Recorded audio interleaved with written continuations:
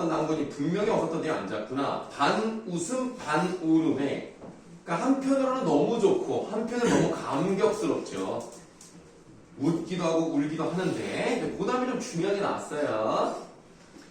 얼씨구나 좋을시고 어선한군 좋을시고 남원 읍내 가을이 들어 라고 되어 있는데 남원은 이 춘향이가 있는 전라북도 남원읍을 말합니다. 이 남원 읍내 가을이 들어 떨어지게 되었더니 라고 되어 있는데 가을에다가 생각할게요. 가을이 들어서 떨어지게 되었다. 그 떨어지는 거에 대한 주체가 빠져 있거든요. 그냥 뭐가 떨어졌어요? 주어를 볼까요?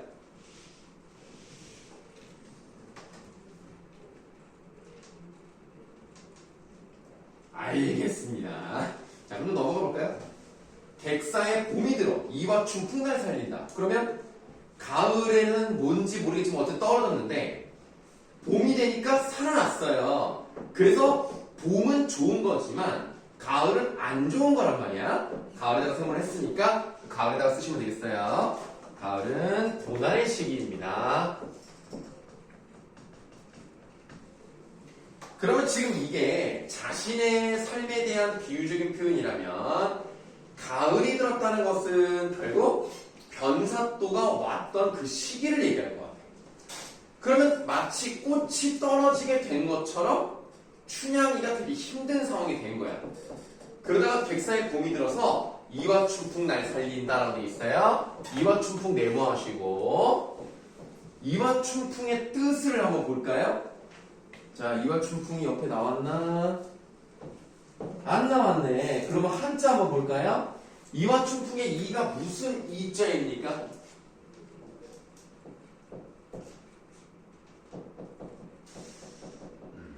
공교롭게도 여기는 김이박 중에 이씨가 없네요. 요 이가 우리가 보통 말하는 그 이씨 오얏 리자입니다.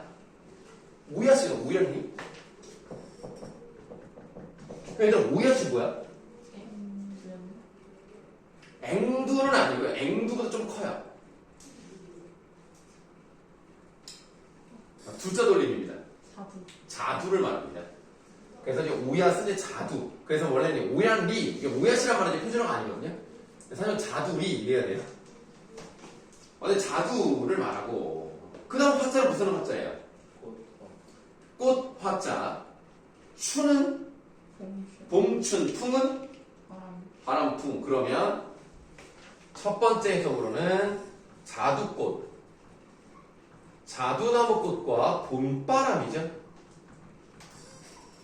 이게 불어서 나를 살린다. 다시 말하면 새로운 봄이 왔으니까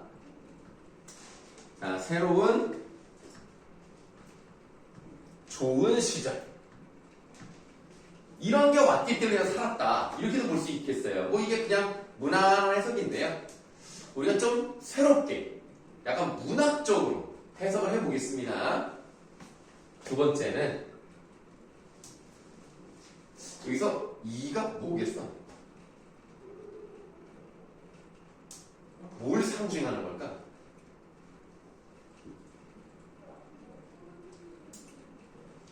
쉽지 않나? 가을에 난 죽을 뻔했는데 이와춘풍이 날 살리니까 지금은 나를 살리는 뭔가가 있네. 그래서 이가 뭐예요?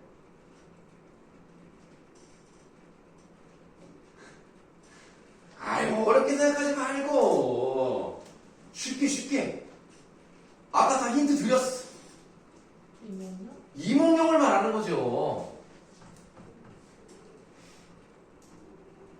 그래서 1번, 2번 둘 다 해석이 될 수 있기 때문에 이렇게 두 가지 이상의 의미로 해석되는 것을 뭐라고 합니까?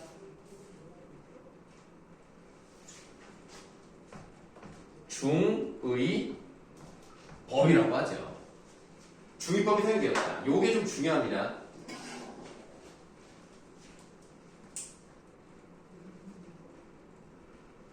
자, 계속 이제 갈게요. 이와춘풍 날 살린다. 꿈이냐 생시냐 꿈을 깰까 염려로다. 한참 일이 질질 적에 춘향어미가 들어와서 가없이 끝없이란 뜻이에요.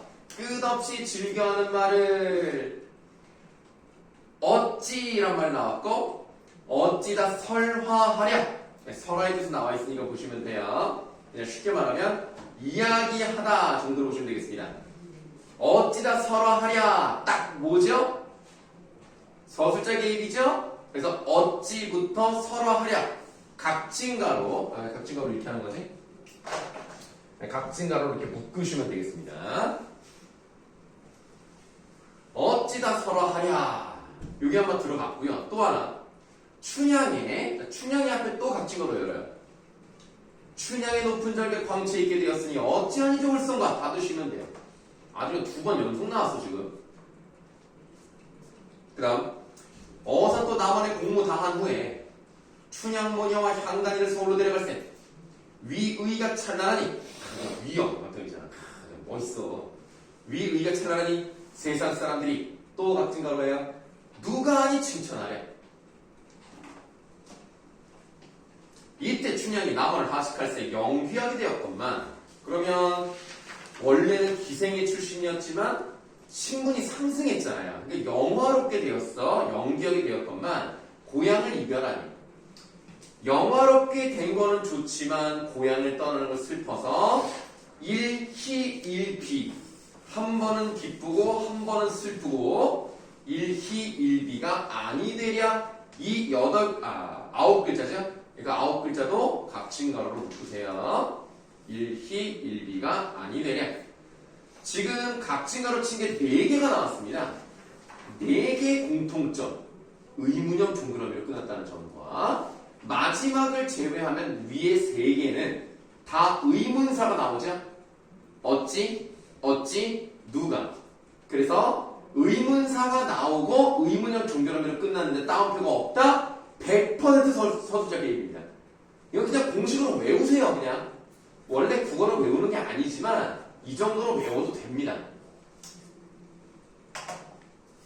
이제 노래를 뭐 부르네요. 놀고 자던 부용당아 너 부디 잘 있거라 광활루 오작교며 요 광활루 오작교 이 오작교는 다리예요. 실제 여러분들이 지금 당장이라도 전라북도 정읍을 가시면 이 광활루와 오작교가 있습니다. 선생님도 12년? 아유 무슨 소리 하는 거야 지금 22년? 그때 가봤어요. 22년 전에. 22년 전이면 선생님, 그냥 선생님이 애기 때는 그냥, 응애 하고 있었는데, 엄마 품에 안겨서 갔다 왔던 얘기예요. 가면 진짜 그 광활루라고, 할 말 있어요, 주민이? 네. 아니죠? 근데 왜 그렇게 쳐다봐요?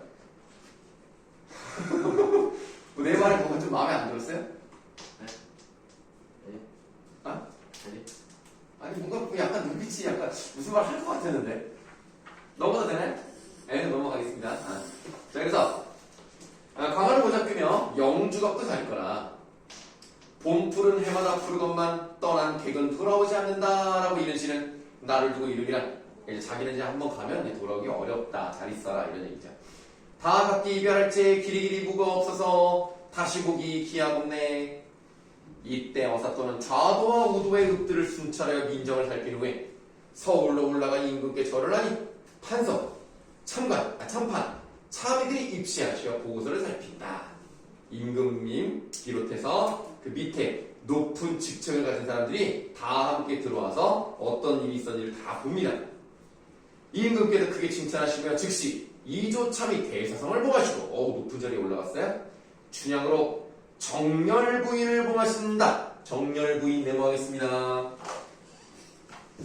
자, 이게 왜 중요하냐면요. 이게 정열부인이라는 것 자체가 중요한 건 아니에요.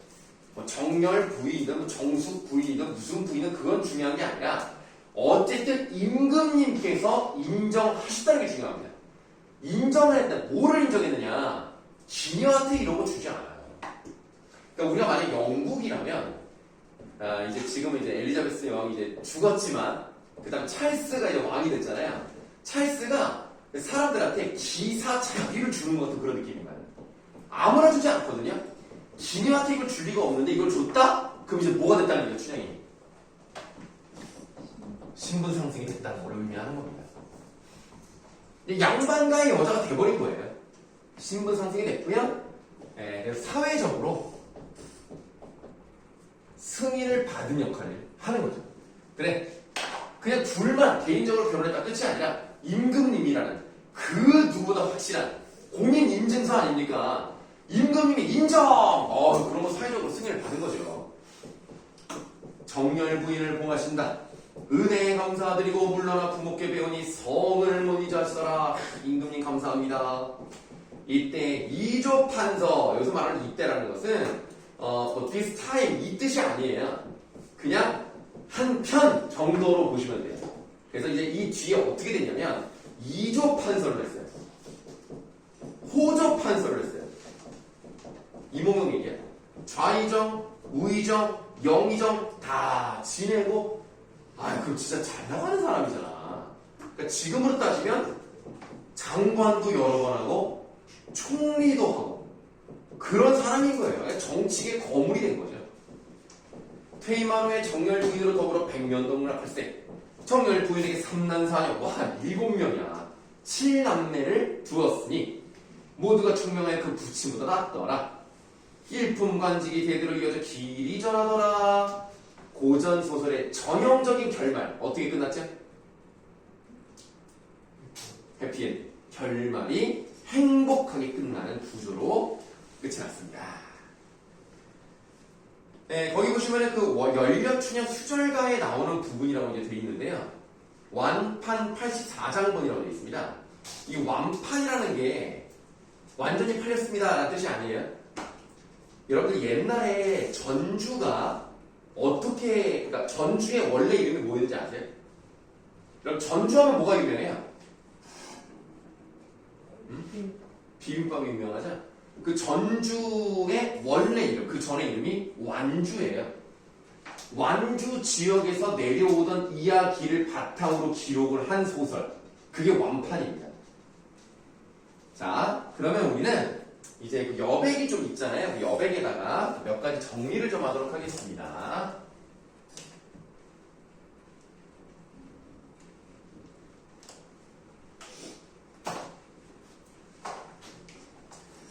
자, 일단 주제를 한번 써볼까요? 첫 번째는 결국 춘향이가 신분 상승을 할 수 있었던 가장 근본적인 트리거라고 할까? 장치? 제일 중요한 건 뭐예요? 이몽룡에 대한 정조를 지켰기 때문입니다. 결국 유교에서 되게 중시하는 그런 유교의 정절을 이렇게 지키면 좋은 일이 있을걸? 뭐 이런 식으로 약간 교훈적인 느낌도 좀 있고요. 두 번째는 신분을 뛰어넘은 거 아닙니까? 그러니까 사실은 신분이 달랐을 뿐이지 사랑하는 사람으로서는 그냥 같은 거예요. 그래서 얘가 추구하고 싶었던 건 뭐냐면 평등한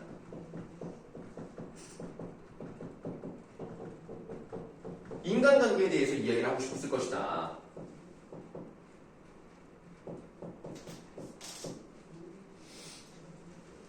자, 그 다음에 이 소설이기 때문에 갈등 관계가 없을 수 없잖아요. 이게 소설의 갈등의 문학이다라고 말할 수가 있는데 어떤 식으로 갈등이 되는지 보도록 하겠습니다. 일단 사회가 있는데요.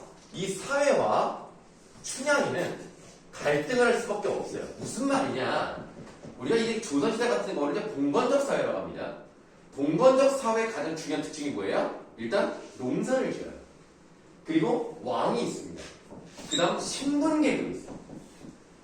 그런 봉건적 사회 질서에서 춘향이는요, 한 인간으로서 왜 내가 이렇게 천한 그 삶을 살아야 돼요? 나도 양반이랑 결혼할 수 있고 양반처럼 살 수 있어. 그러니까 이거는 맞지가 않아요. 갈등을 일으키죠. 근데 춘향이랑 또 누가 갈등을 일으킵니까? 대표적으로 변사또와 갈등을 일으키죠. 그러니까 춘향이는 감옥에 들어간 거 아니겠습니까? 또 변사또는 탐관오리라는 점에서 탐관오를 혼내주는 사람 이몽룡이라는 암행어사와 또 갈등을 일으키게 됩니다. 그래서 이거는 다층 구조의 갈등을 가지고 있다. 이렇게 보시면 되겠네요.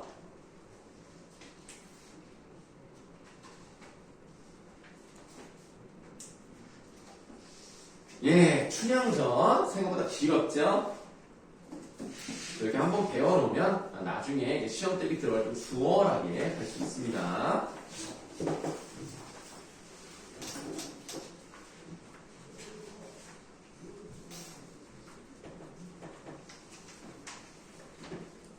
자, 우리가 이제 춘향전 하나 봤으니까요. 이번에 또 다른 고전소설을 하나 더 보도록 하겠습니다. 고전소설은 사실 여러분들 입장에 재미가 없을 거예요.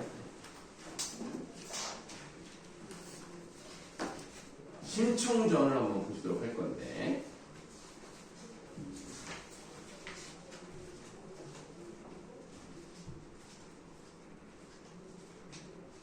심청전이요? 알았어. 잠깐만 기다려봐.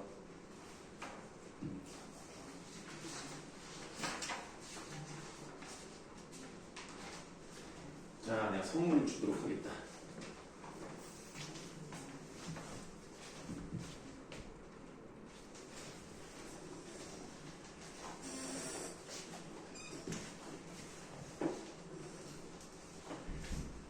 여러분들은 뭐 비 피해 같은 거 없었어요?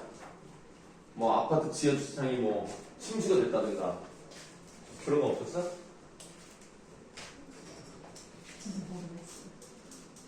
이게 여러분 잘 모를 수 있는데 여기 이제 계양구하고 김포는 그렇게 안 멀잖아요. 네. 김포에서 비가 진짜 많이 왔어요. 김포에서 비가 110mm 이상 왔고 인천 송도는 120 이상 왔어요. 그래서 이번 장마는 좀 긴 것 같아요. 좀 길고 근데 이제 비가 꾸준히 계속 오는 느낌은 아니고 막 왔다가 좀 왔다가 막 왔다가 이래서 이번에 비 피해가 좀 심하더라고. 여러분 이번에 그 비 피해로 몇 명 사망 실종인지 알아요? 산사태. 아니 그러니까 몇 명? 9명? 40명이야. 생각보다 많지 않냐? 약간 나는 뉴스를 좀 봤을 때 아니 뭐야? 아니 왜 이렇게 많이 죽었어 그랬거든? 아니 그 정도였나라고 생각이 되는데 뭐 산사태도 일어났고 그 다음에 지하주차장에 동물이 잠긴 데도 있고 여기 여러분들 그 검암역이 있어요. 검암역 앞에 그 푸르지오라고 지금 입주한 지 한 15일 정도 됐거든요. 벌써 비가 세가지고 벌써 주차장에 물 들어가고 난리도 아니던데 뭐 입주도 아니고 뭐 시작 얼마 하지 않았어. 근데 벌써 그래가지고 참 심란하다. 어쨌든 이렇게 심각하니까 여러분들 비 많이 오면 좀 조심하세요. 여러분들 떠내려갈 수 있어요. 조심하시고 여러분들은 정말 모르시겠지만 여러분들 부모님이 보통 한 좀 나이가 좀 있으시면 70년대 한 중후반 정도 되실 거예요. 나이가 조금 젊으신 분들이라면 80대 초반 정도 나이실 거예요. 보통은 이제 남자 쪽이 더 나이가 많으니까 이제 아버지께서는 보통 70년대 생이실 겁니다. 그러면 그분들이 90년대에 한 뭐 10대 후반이나 뭐 이제 20대 정도 되셨잖아요. 90년대는 강한 자만 살아남는다라는 얘기 들어본 적 있습니까? 들어본 적 없어요? 있어요. 90년대는요 고속도로에서 무단횡단을 해요. 정말 대단한 사람들이었습니다. 네. 고속도로에서 무단횡단을 하고요. 그 다음에 강가에서 세차를 하고 그리고 버스에 사람이 너무 많으니까 매달려서 가고 여러분들 뭐 인도나 파키스탄 이런 데만 사시는 게 아니라 우리도 그랬어. 막 매달려서 막 갔단 말이야. 그럴 때 90년대에는 홍수도 많이 났거든요. 그럼 여러분들 홍수나면 학교가 안 가? 안 가요. 안 가죠? 가요? 우리는 가서 우리가 물을 폈어요. 학교에 들어온 물을 학생이 폈어. 그리고 물이 너무 많아가지고 막 이렇게 허리까지 차는 경우 있잖아요. 그럼 당연히 학교 안 가잖아. 우리 때는 학교고 회사고 다 가. 어떻게 가냐? 그냥 막 이러면서 막 가방 들고 막 해치면서 막 어떤 애는 막 수영해서 막 진짜 과장 아니야. 진짜 수영해서 막 가. 그리고 어떤 사람은 그 넓은 스티로폼 있잖아. 그렇다고 손으로 말면서 막 간다니까. 정말 거짓말을 하고 보트를 타고 가는 사람이 있었어. 정말. 진짜 옛날에는 그랬어요. 정말 강한 자만 살아남을 수 있는 90년대. 지금 여러분 30년도 지났잖아요. 여러분들은 진짜 옛날 어르신들이 보면 그냥 애기들 장난하는 거야. 뭐 태풍 온다? 학교 쉬지? 우리 때는 날아가서라도 어떻게든 학교에 바람으로 날아가도 학교까지 가요. 일단은 출석 체크해야 돼. 그리고 돌아가는 한이 있더라도 무조건 가요. 그랬었어. 자, 이런 말도 안 되는 것 같은 고전설 하나를 말씀드린 것 같은데 고전설 또 이어서 보도록 하겠습니다. 신청 전입니다. 어렵지 않아요. 춘향전은 당연히 판소리 춘향가에서 왔죠? 그럼 신청전도 혹시 판소리에서 왔을까? 만약에 왔다면 판소리는 이름이 뭐였을까? 신청가예요, 그냥 신청가. 근데 신청가라는 판소리가 나오기 전에 어떤 설화가 있었다면 또 어떤 설화였을까?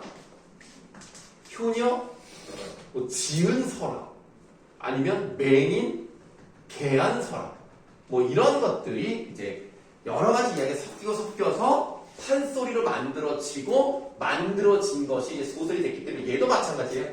얘도 판소리의 소설이다. 그런데 우리가 춘향전의 전체 내용을 한번 보시면 춘향전은요 비현실적인 요소가 없잖아요. 뭐 도수를 부리거나 뭐 신적인 존재가 나온다든가 이런 게 없어요. 잘 안 보여요? 잘 보여요?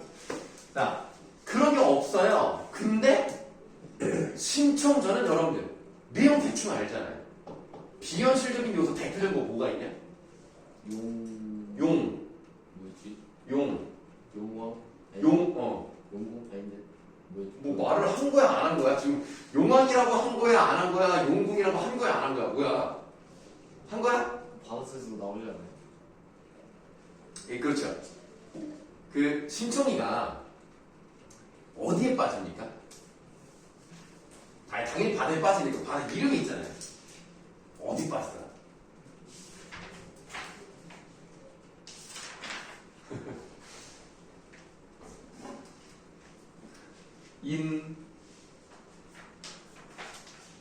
인까지 했는데 모르면 다 모르는 거예요. 네. 인당수에 빠집니다. 그 인당수가 우리나라 바다거든요. 자, 세 개 중에 하나겠죠? 북해는 없으니까. 자, 동해일까요? 남해일까요? 서해일까요? 서해. 서해입니까?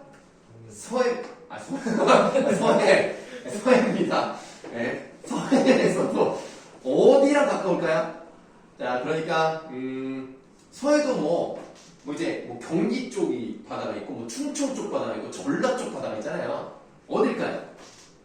네? 뭐야? 다시 말하라고? 경기도 근처야? 충청도 근처야? 전라도 근처야? 전라도? 아닙니다. 충청도. 아닙니다. 자, 다음은 여기 인천 앞바다. 백령도 근처라고 해요. 뭐 정확한 건 잘 모르겠습니다. 이제 곧쯤이라고 합니다. 거기에 빠지는데 왜 빠져? 아빠 때문에. 아빠가 뭔 짓을 했어? 300석. 공양리 300석을 약속을 해버려요. 이 신청이 아빠 이름이 이제 그러니까 이름이 신봉사가 아니라 봉사는 눈이 안 보인다는 거고 심학규야. 이 심학규가 눈이 안 보인다고 길을 가다가 그 논두렁한테 빠져가지고 그 저수지에 빠져버려요. 살려주세요! 막 그러는데 스님이 지나가다 구해줍니다. 그래서 스님이 약간 뭐 이렇게 말하면 좀 그렇습니다만 약간 영업을 해요. 그래서 저기 눈이 안 보이시는 것 같은데 공양미 300석을 부처님께 바치면 눈을 뜬다는 얘기가 있더라. 한번 하시겠어? 하고 계약을 해버린 거야. 그런 일이 있습니까? 그럼 지금 당장 계약해도 계약을 했어. 근데 사실은 이게 독소 조항이 있었던 거죠. 300석을 어디서 마련해? 가난한데. 그래서 그걸 마련하려고 신청이가 자기 몸을 파는 거죠. 그래서 그 중국으로 가는 선인이라고 합니다. 그 배 타고 다니는 사람들. 그 사람들이 장사를 하러 가야 되는데 이게 너무 풍랑이 세면 중국으로 넘어갈 수가 없으니까 사람을 바치면 잔잔해진다더라. 그럼 너가 거기에 빠지는 대신에 공양이 300석을 주겠다. 그래서 그렇게 이제 콜을 해가지고 이제 아빠는 그냥 딸을 이제 죽인 셈이죠. 물론 다시 살아오지만. 그래서 이제 아빠의 눈을 뜨게 해주기 위해서 신청의 물에 빠진다. 그러면 사실 우리가 현대적인 입장에서 보면 이거는 있을 수가 없는 일입니다. 이거는 거의 뭐 인신매매에다가 폐륜에다가 있어서는 안 되는 일이지만 그만큼 효도라는 유적 가치를 강조하기 위한 이야기니까 너무 불편해하지 마시고 그냥 봅시다. 결국 잘 됐대요. 결국 신청이 잘 돼요. 나중에 어디까지 되는지 알아? 신청이? 황제의 부인까지 되죠. 그리고 그 잔치에 불렀을 때 그 신봉사가 와서 네가 청이라고 번쩍 이러면서 이제 눈을 떴다는 그런 이야기. 굉장히 과학적이지 못하지만 사실은 여러분들 눈이 안 보이는 사람은 선천적으로 눈이 보이지 않는 경우에 이 신봉사는 선천적으로 눈이 안 보이십니다. 그럼 시신경이 발달하지 않을 수 있거든요. 그러면 눈꺼풀이 올라간다고 해서 이게 뇌에서 시각적인 걸 인지하지 못합니다. 그러니까 이거는 사실은 말이 되지 않습니다. 오히려 수술을 통해 그러니까 각막에 이상이 있었던 사람은 가능하거든요. 시신경은 살아있는데 각막에 이상이 있어도 못 봤다. 그럼 각막 이식을 하면 가능하거든요. 그런 경우라면 가능한데 이게 좀 말이 되지 않습니다. 자, 내용 한번 보도록 하겠습니다. 어느덧 동방이 밝아오니 심청이 아버지 진지나 마지막 지어 드리리라 하고 문을 열고 나서니 벌써 뱃사람들이 살인문 밖에서 오늘이 배 떠나는 날이 오니 수이 가게 해주시오. 수이라는 것은 이제 빨리 또는 쉽게 이 정도의 의미입니다. 하니 심청이 이 말을 듣고 얼굴빛이 없어지고 손발에 맥이 풀리며 목이 메고 정신이 어지러워 뱃사람들을 겨울 불러 여보시오 선인네들 나도 오늘이 배 떠나는 날인 줄 이미 알고 있으나 내 몸 팔린 줄 우리 아버지가 아직 모르십니다. 만일 아시게 되면 지뢰 야단이 날 테니 잠깐 기다리며 진지나 마지막으로 지어져 두시게 하고 말씀 여쭙고 떠나게 하겠어요. 자, 진지라는 말에다가 내모하겠습니다. 진지. 밥을 준비하는 거예요. 그 진지는 뭐냐? 자, 아버지에 대한 심청의 마지막 정성에 해당이 되겠죠.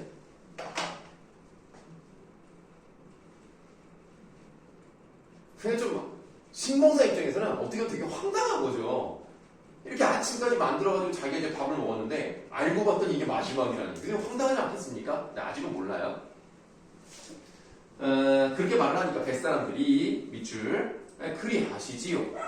그러니까 이 뱃사람들이요 나쁜 사람, 그러니까 성품이 나쁜 놈들이라고만 할 수는 없어. 좀 인정이 있어요. 이거 어디서 개소리가 들리네?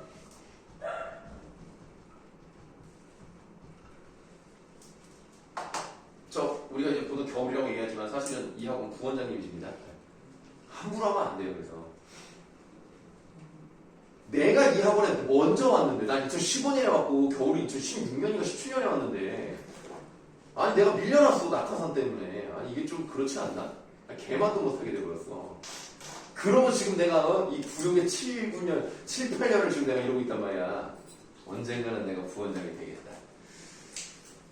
자, 그래서 우리가 이제 생각을 할 때는 아니 사람 파는 놈들이 사람을 사고 파는 놈이 뭐가 좋은 놈들이 알 수 있겠습니다만 그거는 그냥 밑밥이라고 깔아두시고 인정은 있다. 자, 심청이 들어와 눈물로 밥을 지어 아버지께 올리고 상머리에 마주 앉아 아무쪼록 진지만 잡수시게 하느라고 자반도 떼어 입에 넣어드리고 김쌈도 싸서 수저에 넣으며 진지를 많이 잡수셔요. 신봉사는 철도 모르고 야 오늘은 반찬이 유난히 좋구나. 네 집 제다 지냈느냐? 그날 밤에 각진가로 그날 밤에 꿈을 꾸었는데 부자가는 출륜시간이라 그런지 꿈에 미리 보여주는 바가 있었다. 받아보세요. 여기가 조금 이제 여러분들이 잘 와닿지 않을 수 있는데요. 이 부분은 어떤 느낌이냐면 이야기를 전달하면서 글자가요. 부자가는 하늘이 이어준 그런 사이라서 그런지 그래서 아마 하느님께서 꿈을 보여주셨나봐. 요런 느낌이거든. 그래서 이 부분은 의문사도 없고 의문형 중결부로 끝나지 않았지만 그럼에도 불구하고 편집자는 무평입니다. 이건 이제 전형적인 형식을 따라가지 않죠. 그래서 이 부분이 편집자는 무평 또는 서술자의 개입 이건지 아닌지 잘 모르는 경우가 많습니다. 그러니까 이런 것들 좀 연습을 좀 하셔야 돼요. 그래서 단순히 이야기를 전달하는 것이 아니라 자신의 생각을 좀 넣은 느낌이기 때문에 편집자도 논평이다라고 표현을 하니까 이런 것들은 우리가 뭐 외워도 소용은 없어요. 왜냐면 우리가 모의고사 같은 데 나왔을 때 이렇게 나오면 잘 못 맞출 수 있으니까 좀 여러 번 좀 보는 걸로 연습을 하셔야 됩니다. 그래서 신봉사가 말합니다. 아가아가. 자, 아가아가 꺽쇠. 아가아가 이상한 일도 있더구나. 간밤에 꿈을 꾸니 네가 밑줄 큰 수레를 타고 한없이 가 보이더구나. 그러면 수레를 타고 간다? 근데 이것이 심청의 미래를 보여줬다? 그럼 뭘 의미하는 거야? 수레를 타고 끝까지 갔다는 건 뭘 의미하겠어? 죽었다. 그래, 심청의 죽음을 나타내는 거라고 보시면 되죠. 그러니까 배 타고 가서 이제 떨어져서 죽는 거 아니야. 물론 살아나지만. 혹시 내가 스포를 한 건가? 모르는 사람 없었죠? 좀 혹시라도 몰랐다면 용서해주세요. 난 다 알고 있는 줄 알고. 요즘 뭐 여러분들 영화 뭐 같은 거 본 거 없어요? 뭐 요번 7월달이나 6월달에 뭐 영화 본 적 없으니? 범죄도시. 범죄도시. 재밌어요? 2 봤어요? 2보다 재밌어요? 아니면 그냥 비슷해요? 비슷해? 나 2는 봤거든? 극장에서는 안 봤지만 1, 2는 다 봤어요. 근데 나는 1이 더... 니네 1도 봤어? 둘 다 봤어? 오, 19세인데? 너무 담담하게 그냥 봤다네. 19세인데 그거 보면 안 되는 거 아니에요? 상관없어요. 알았어. 어디서? 극장에서 봤어? 아니. 극장에서 못 보겠구나. 알았어. 뭐 이거 봤다니까. 나는 개인적으로 1편, 2편 중에서 1편이 더 재밌는 것 같아. 알겠습니다. 자, 큰 수레를 타고 한없이 가 보이더구나. 수레라 하는 것이 귀한 사람이 타는 것인데 우리 집에 무슨 좋은 일이 있을란가 보다. 그렇지 않으면 장승상 댁에서 요 장승상이라는 사람이 있는데 이 같은 동네 살아요. 승상이라 말이 붙었다는 것은 높은 직책을 가진 사람인데 이 사람 잘 살 거 아닙니까? 장승상의 부인인 장승상 댁 부인이 되게 잘해줘요, 심청이를.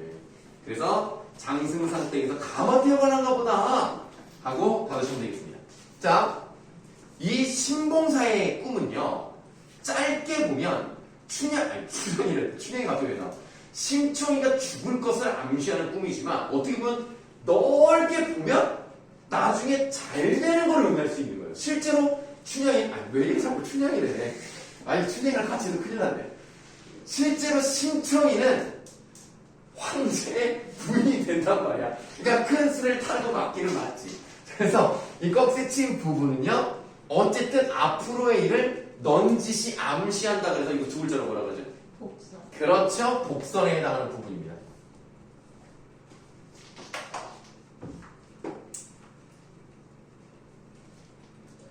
복선이면 좋은 거예요. 복선은 좋고 나쁘고가 아니고요. 그러니까 뒤에 어떤 일이 일어날지를 우리에게 좀 알려주는 장치, 약간 밑밥, 이런 걸 말하는 겁니다. 심청이는 저 죽을 꿈인 줄 짐작하고 둘러대기를 그 꿈 참 좋습니다 하고 진지성을 물려내고 담배 태워 드린 뒤에 밥상을 앞에 놓고 먹으려 하니 간이 썩는 눈물은 눈에도 쏟아나고 아버지 진짜 생각하면 저 죽을 일 생각하니 정신이 아득하고 몸이 떨려 밥을 먹지를 못하고 물렸다. 그런 뒤에 심청이 사당에 하직하려고 들어갈지 다시 세수하고 사당문을 가만히 열고 하직 인사를 올렸다. 사당이라는 것은 이제 그 조상들 이제 모시는 그런 곳이죠. 그래서 거기다가 이제 인사를 다 드리는 거야. 못난 여손, 여자 후손 심청이는 아비 눈뜨기를 위하여 인당수 제물로 몸을 팔려가오매 조상 제사를 끊게 되오니 아직 제사를 지낼 사람이 없잖아. 신봉사가 누구냐면 누가 제사를 지내? 사모하는 마음을 이기지 못하겠습니다. 여기서 사모하는 이라는 말은요, 좀 보셔야 되는 이유가 뭐냐면 우리가 일반적으로 사모한다라는 건 뭐야? 사랑한다 이런 말이잖아요. 근데 여기는 그런 뜻으로 사용되지 않았습니다. 여기 나와 있죠? 우러러 받들고 마음속 깊이 따른다. 제사 지낼 때 그냥 많이 쓰는 말이에요. 그래서 사모하는 마음을 이기지 못하겠습니다. 울며 하직하고 사당문 닫은 뒤에 아버지 앞에 남아 두 손을 부여잡고 기절하니 신봉사가 깜짝 놀라 아가 이게 웬일이냐 정신 차려 말아봐라. 심청이 여쭙기를 제가 못난 딸자식으로 아버지를 속였어요. 공양의 300석을 누가 저에게 주겠어요? 남경 밑줄 뱃사람들이 인당수 제물로 몸을 팔아. 자, 사람의 몸으로 제사 같은 거를 지내는 거를 네 글자로 뭐라고 할까요? 사람의 몸을 바쳐. 그래서 어떤 일이 이루어지기 기원해. 재물. 재물이라는 제자와 물자는 아예 들어가지 않습니다. 사람의 몸으로 어떤 제사의 제물로 바친다라는 뜻이거든요. 초성 힌트. 인신공양. 네, 인신공양이라고 합니다. 이런 인신공양이 옛날에 있었나봐. 그 옛날 글 같은 걸 보면은 뭐 소설이든 뭐 진짜든 이렇게 사람을 바치는 경우들이 있었던 것 같아요. 이거는 동양이나 서양이나 다 있었어. 뭐 저기 뭐 라틴 아메리카 그쪽도 있었고, 그 다음에 그 옛날 영화 같은 거 보면 막 뭐 실화 같은 데 보면 막 사람 바쳐가지고 막 용 막 먹고 막 이러잖아. 이게 동서양을 다 막론하고 있었던 것 같아요. 참 어떻게 보면 좀 무시무시하죠. 자, 뱃사람들에게 인당수 제물로 몸을 팔아 오늘이 떠나는 날이 저를 마지막 보셔요. 아니 지금 눈이 안 보이는데 뭘 마지막으로 봐. 이게 약간 패드립 아닌가? 그거까지는 아닌 것 같고. 자, 신봉사가 이 말을 듣고 밑줄 참말이냐 참말이냐 에고 이게 웬 말이고 못가리라. 지금 참말 에고 못가 반복됐죠? 자, 밑줄 친 부분은 반복을 통한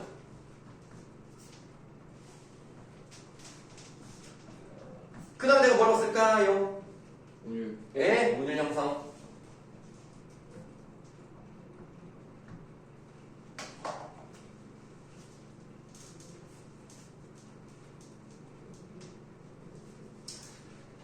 네가 날 따라 묻지도 않고 네 마음대로 한단 말이야. 아, 그럼 300석 개혁을 하지 말든가. 저기가 잘못해놓고는 네가 살고 해서 꺽쇠. 네가 살고 내가 눈을 뜨면 그는 마땅히 할 일이나 자식 죽여 눈을 뜬들 그게 차마 할 일이냐. 다 드시면 대꾸법.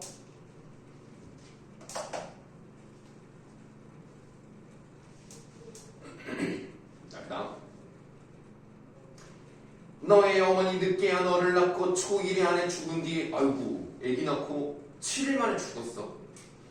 눈 어두운 늙은 것이 품 안에 너를 안고 이 집 저 집 다니면서 구차한 말 해가면서 동량젓 얻어먹여 이만치 자랐는데 내 아무리 눈 어두우나 너를 눈으로 알고 너희 어머니 죽은 뒤에 걱정 없이 살았더니 이 말이 무슨 말이냐. 말아 못하리라. 아내 죽고 자식 잃고 내 살아서 무엇하리. 너하고 나하고 함께 죽자. 눈을 팔아 너를 살터에 너를 팔아 눈을 뜬들 무엇을 보려고 눈을 뜨리. 어떤 놈의 팔자길래 사공지도 된단 말이냐. 내 이놈은 상놈들아. 장사도 좋지만은 사람 사다 제사하는데 어디서 뭐하느냐. 하느님의 어주신과 귀신의 밝은 마음이 앙화가 없겠느냐. 그러니까 너희들 벌 받는다는 얘기야. 눈먼 놈의 무당금녀 철보는 어린아이 나모르게 유인하여 갚아주고 산단 말이냐. 돈도 싫고 쌀도 싫다 이 이름 상놈들아. 옛글을 모르느냐. 그 다음이 좀 중요한데 7년 대한 꺽쇠. 7년 동안의 가뭄이 들었어요. 대단한 가뭄이죠. 7년 대한 가물적의 사람으로 빌라하니 탕임금 어지신 말씀이라고 되어 있는데요. 탕임금은 우리나라 사람이 아닙니다. 중국의 왕이었는데요. 이 탕임금이 정치를 하고 다스리고 있을 때 너무너무 가뭄이 심하니까 주변에서 그랬겠죠. 사람을 바치면 비가 온다고 하더라. 사람을 좀 바칩시다. 그랬더니 탕임금이 이렇게 말했어요. 내가 지금 비는 바는 내가 지금 이렇게 기원을 하는 것은 사람을 위한 것인데 사람을 죽여 빌 것이면 그럼 내가 하겠다. 대단하죠. 몸소 희생되어 몸을 정의하여 상님들에 빌었더니 수천리 너른 땅에 큰 비가 내렸느니라. 야, 이 탕임금이 훌륭하다는 얘기. 그리고 이렇게 정성이 갸륵하니까 하늘도 감동하셨다는 얘기. 하고 이제 닫으시면 돼요. 자, 그러니까 옛날에 있었던 일을 갖다가 썼거든요. 이거를 네 글자로 뭐라고 할까요? 이건 좀 중요합니다. 이거는 모의고사 같은 데도 잘 나와요. 이 말이. 그래, 주민이 생각나네. 그 지금 뭐 대답한다가 아니야? 그냥 뭐야, 감탄사야 그냥? 뭐 지민이 뭐 알겠어요? 레오는 알겠니? 그냥 보기만 할 거야. 옛날 일입니다. 옛날 일. 그러니까 고사죠. 그걸 갖다 썼죠. 인용이라고 하는 거예요. 이거는 모의고사에 이런 말 잘 나옵니다. 그래서 옛날 글을 또 옛날 이야기를 가지고 왔다. 이렇게 고사를 인용하는 이유는 뭐냐면 고전에서 자신의 생각을 좀 약간 강화시키는 거예요. 옛날에도 이런 일이 있었는데 나도 그럼 그렇게 하겠다. 옛날에 자기 몸을 바쳐서 이런 일이 있었으니까 그러면 나도 내가 눈을 떠야 되니까 딸 보내지 말고 내가 그럼 대신 가겠다. 내가 죽을게. 이런 얘기죠. 그래서 이런 일도 있었으니 내 몸으로 대신 가면 어떠하냐. 여보시오 동네 사람. 저런 놈들을 그저 두고 보고 이러고 있죠. 주변 사람들에게 어떤 동정 그런 그 사람들 넘어가지 마시고 그런 것들을 이제 구하고 있는 건데요. 자, 지금 우리가 신봉사의 대사를 굉장히 길게 봤어요. 한 20줄은 되지 않을까? 그 20줄에 해당하는 부분을 묶으라고 하면 너무 긴가? 뭐 왼쪽이든 오른쪽이든 뭐 이렇게 여기 묶어보세요. 쫙 묶어보시면 이 신봉사 대사에 관련된 필기를 한번 해보도록 하겠습니다. 지금 이 부분을 보시면은 다 그러진 않습니다만 중간중간에 이렇게 사음보 같은 걸로 가는 경우들이 많아요. 그래서 바로 이 부분에서 판소리의 소설의 특징이 잘 나타나 있다고 보시면 되겠네요. 첫 번째가 이제 구어체를 많이 사용합니다. 구어체라고 하는 것은 우리가 하는 말이 있죠. 입말이라고 입말. 그래서 이 사람이 하는 듯한 그런 말투가 잘 나와 있습니다. 그래서 이 사람의 대사가 긴 걸 봤을 때 구어적인 그런 표현이 많이 나타나 있고요. 두 번째는 아까 운율이 좀 느껴진다고 그랬죠? 운문체. 그렇기 때문에 이 구어적인 요소와 운문의 요소가 섞여서 생동감이라든가 운율을 형성하는 그런 부분들이 좀 잘 많이 느껴진다.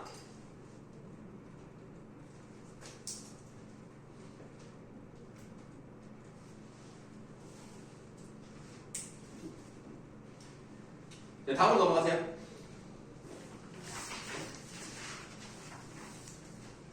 자, 심청이 아버지를 붙들고 울며 위로하기를 아버지, 할 수 없어요. 저는 이미 죽지만은 아버지는 눈을 떠서 밝은 세상 보시고 착한 사람 구하셔서 아들 낳고 딸을 낳아 후사나 전하고 못난 딸 자식은 생각지 마시고 오래오래 평안히 계십시오. 그리고 밑줄하십시오. 이것 또한 천명이니 후회한들 어찌하겠어요. 자, 천명입니다. 하늘이 내린 운명입니다. 이러니까 후회도 소용이 없다. 결국 운명은 운명대로 받아들여야 된다. 라는 내용이 나와 있네. 운명을 받아들이는 태도가 나타나 있다.